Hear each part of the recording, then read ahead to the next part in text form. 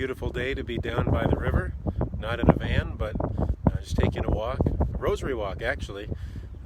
Just decided it's over 60 degrees, the park is here, and a beautiful day. Father Blake would always take rosary walks, and that was one of the ways that he would quiet down and enter into prayer. I don't do it so much. Usually just kind of sit still, and today I want to see the river. So anyway, it reminds me of a time I had a friend that was up from New Orleans. This is a few years ago, and we drove across the river here and by CLC, and I said, wait, I said, this is Mississippi. He said, what? This isn't the Mississippi. Yeah, this is the Mississippi River. Because here it's so small, it's a tiny river compared to what he's used to down there. I don't know, is it a mile wide? So the thing starts small and continues to grow and grow and grow until finally it becomes this massive mile wide river down at the Gulf. But that's kind of how things start for us too, isn't it? When you start in the path of prayer, things start small. St. Teresa of Avila talks about prayer with a water analogy. So when you start out, it's pretty arduous.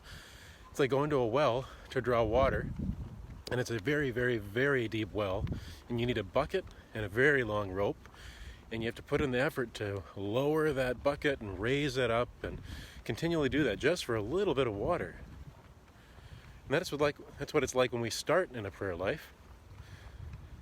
But then as we continue to grow and persevere, and the grace of God kind of influences us more and more, then you get to the point, she says, that it's like a water wheel, where there's a water wheel along the river, and you have to put in a little effort, but the water wheel does a lot of the work for you.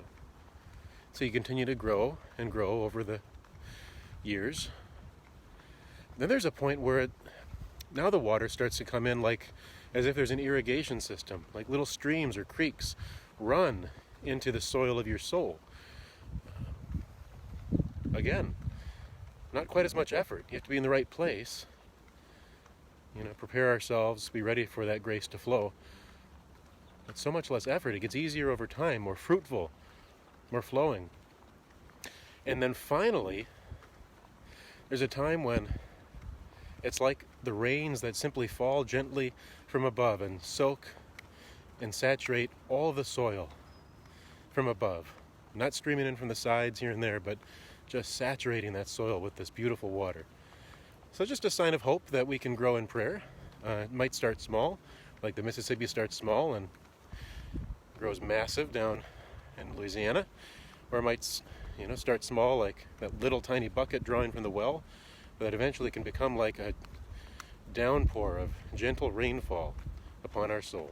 So just an inspiration to continue to grow in prayer, especially in these days we might have a little more quiet, and we have a little bit more beauty surrounding us as the summer might start to begin.